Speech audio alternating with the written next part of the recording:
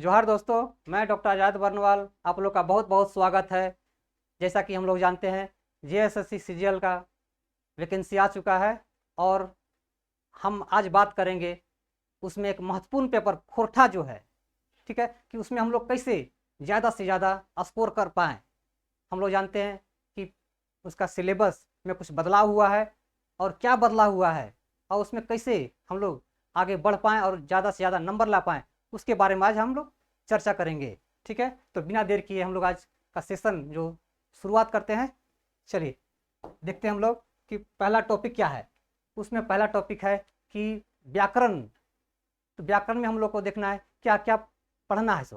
तो पहला टॉपिक है उसमें वर्ण विचार।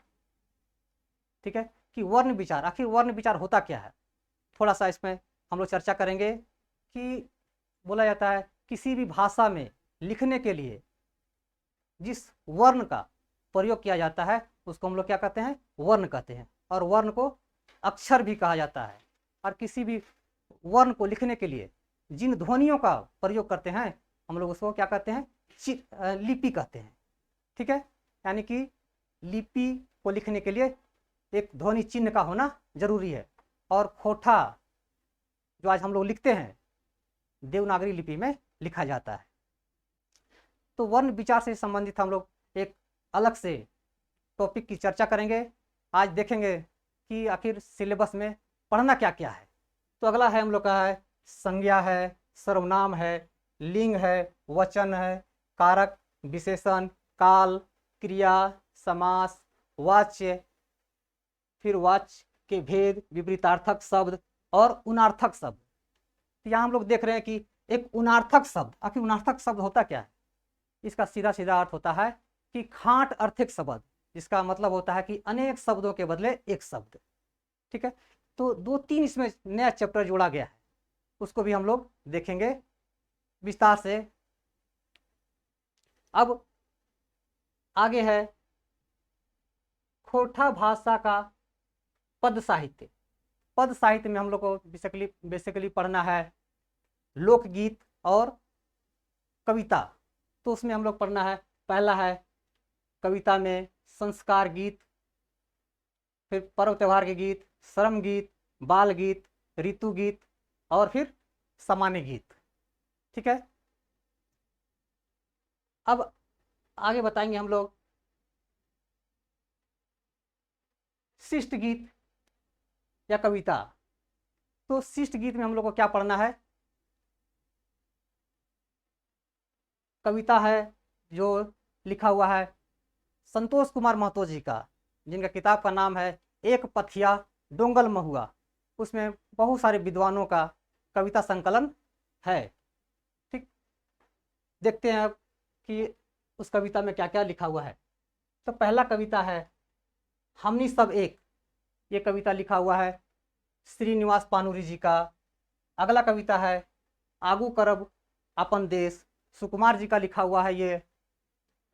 तीसरा है जय जवान जय किसान, महेश गोलवार जी का लिखा हुआ है ये। अगला है आज एकाय खोरठा, झा जी का लिखा हुआ है। अगला है तबे हमें कवि नाय, ये भी झा जी का लिखा हुआ है। अगला है महुआक अनिवा, अतुल चंद्र मुखर्जी का लिखा हुआ है। अगला है रूसल भोला, ये लिखा हुआ है संतोष कुमार महतो जी का। ठीक है, इसी तरह हम लोग देखेंगे कि आखिर गीत जो है कौन सा गीत पढ़ना है हम लोग का। ठीक, तो पहला है मांदर बाजे रे बांसी बाजे रे, ये लिखा हुआ है सुकुमार जी का। दूसरा है बोने पाकलय सैया कोयर, दिनेश दिनमणि जी का लिखा हुआ है ये। अगला है सुहान लागे रे, शांति भारत जी का लिखा हुआ है। फिर अगला है कते सुंदर छोटा नागपुर, दीपक सवाल जी का लिखा हुआ है। फिर अगला है हमर भारत महान, अंबुज कुमार जी का लिखा हुआ है। फिर अगला है मिली के रही हा, ये है प्रदीप कुमार दीपक जी का। फिर अगला है सांझे हासे झींगा फूल, ये महेंद्र नाथ गोस्वामी सुधाकर जी का लिखा हुआ है। अगला है बोन रक्षा जीवन रक्षा, अनीता कुमारी जी का लिखा हुआ है। फिर अगला है सेवांतिक बौड़ी मेला, सुभद्रा कुमारी चौहान जी का लिखा हुआ, सॉरी सुभद्रा कुमारी जी का लिखा हुआ है।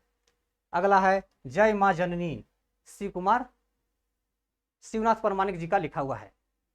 ठीक है, अब देखेंगे हम लोग कि गद्य साहित्य में क्या क्या पढ़ना है। तो गद्य साहित्य में पढ़ना है हम लोग को लोक कथा, नाटक, ठीक है, और कुछ निबंध है। तो देखते हैं हम लोग कि कौन कौन सा लोक कथा पढ़ना है। ठीक, तो पहला जो लोक कथा है सात भाई एक बहन, ये है शांति भारत जी का लिखा हुआ। दूसरा है धनिक धदैनी, ये भी शांति भारत जी का लिखा हुआ है। अगला है बूढ़ा बूढ़ी और सात पिठा, ये दिनेश दिनमणि जी का लिखा हुआ है। अगला है गुदू पुचू रानी और कौआ, बंसीलाल बंसी जी का लिखा हुआ है। अगला है गोहाइल परब, ए के झा जी का लिखा हुआ है। अगला है बूढ़ी और ओकर नाती, अरविंद कुमार जी का लिखा हुआ है। अगला है दू बिहाय दुर्गति, झा जी का लिखा हुआ है। अगला है केतकी फूल, ये लिखा हुआ है श्रीमती सावित्री देवी जी का। फिर अगला है लुईरगर बेटी छुआ, ये भी ए के झा जी का लिखा हुआ है। फिर अगला है हुट्टा भीतर चिया गोटा, यह है दिनेश दिनमणि जी का लिखा हुआ है। और ये सब लोक कथा जो है आप लोग को एक किताब है खोरठा लोक साहित्य, कल्याण विभाग के द्वारा ये प्रकाशित किताब है। तो उसमें आप लोग को सारा कहानी भी मिल जाएगा। ठीक है, अब आगे देखेंगे कि हम लोग आखिर क्या क्या पढ़ना है। और तो शिष्ट कहानी है, जैसा कि आप लोग पिछला जो सिलेबस था उसमें था कहानी छाहर कहानी संग्रह और सोंद माटी, उसमें 10-10 कहानी था। तो उसमें जो है 10-10 कहानी के जगह पे 4-4 कहानी को रखा गया है, बाकी को हटा दिया गया है।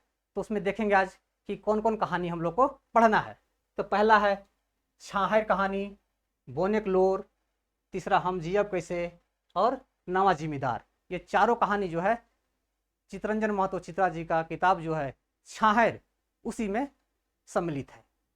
चलिए अब आगे देखेंगे हम लोग कि और कहानी कौन से किताब से लिया गया है। तो सोन माटी किताब है जो कि डॉक्टर विनोद कुमार जी का लिखा हुआ है। उसमें 4 कहानी है, उबार, जिंदगी डवानी, ओद दीदा और हुब, ये चारों कहानी हम लोग पढ़ेंगे। अब अगला है नाटक। जैसा कि हम लोग जानते हैं पिछला जो सिलेबस था उसमें 4 नाटक हम लोग को पढ़ना था, अजगर, डाह, उद्वासल कर्ण और चाबी काठी।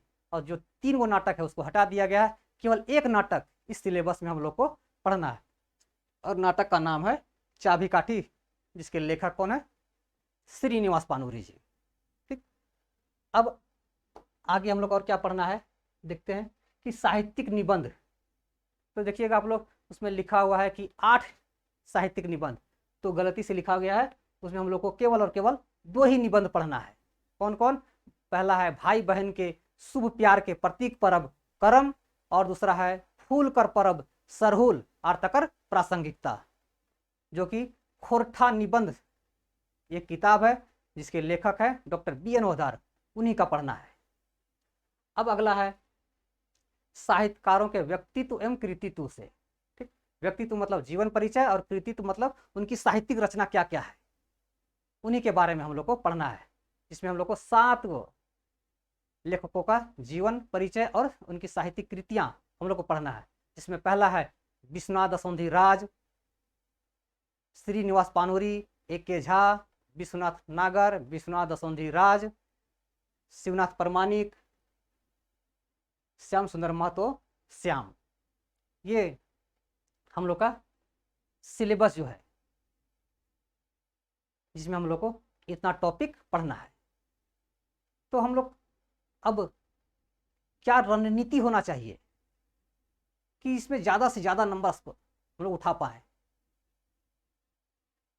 इसी से संबंधित हम लोग अब अगले टॉपिक में या अगले क्लास में हम लोग बात करेंगे चैप्टर वाइज चैप्टर, और उसमें हम बात करेंगे कि कैसे कैसे उसमें सवाल बन पाएगा।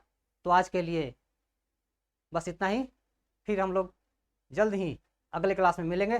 तब तक के लिए जोहार, बहुत बहुत धन्यवाद।